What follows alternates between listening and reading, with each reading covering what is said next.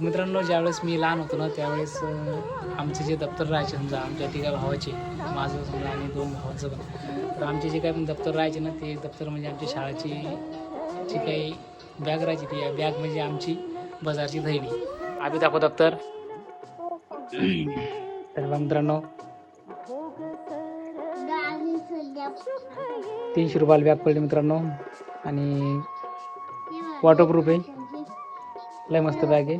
वजन बी नाही होत.